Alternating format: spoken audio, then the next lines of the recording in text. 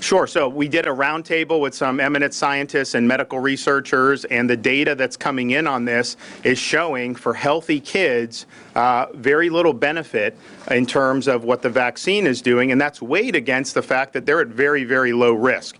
If you look at teenage boys between 13 and 18, there's been an increase signal for things like myocarditis. There's other things that people are trying to come to grips with. There's going to be a lot more research done, but you know, one of the studies that was looked at to approve the Pfizer vaccine for young people found no hospitalization and death in the vaccine arm, which is good, but they found no hospitalization and death in the placebo arm either. And so they're very low risk for this. We, of course, oppose mandates in terms of this and have barred mandates in Florida. But, you know, I've had a lot of parents come and ask, just saying, hey, is this something I should do? You know, I got a 5-year-old, I got a 6-year-old, and it's their choice. They can do what they want. But I think what Florida's guidance reflects is the latest research on all of this. And, you know, CDC, with all due respect, you know, they have not followed the science throughout all this. They've done a lot of political science.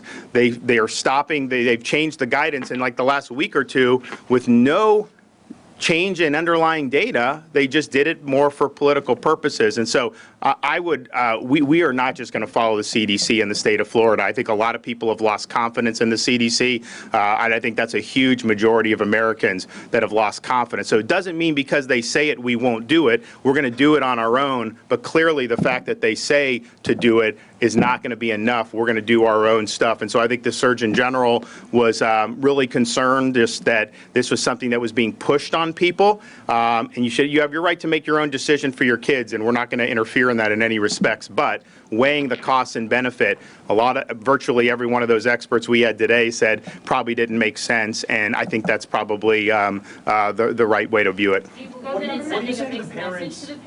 No, it's not sending a mixed message. What it's doing is what's really been lacking from the very beginning of this pandemic with how the medical establishment, the bureaucracy, people like Fauci have responded to it.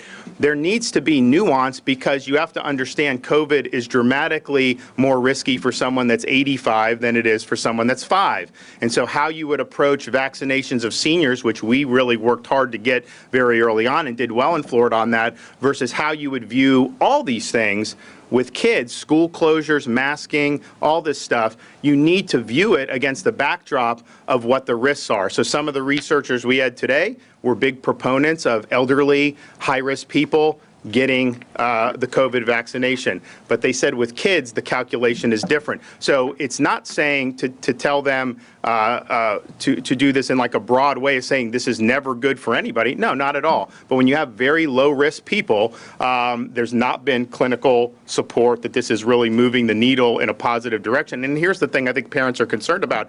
Are they going to have to get a Pfizer shot every 6 months for their 5-year-old? Is that just something that's going to last indefinitely going forward?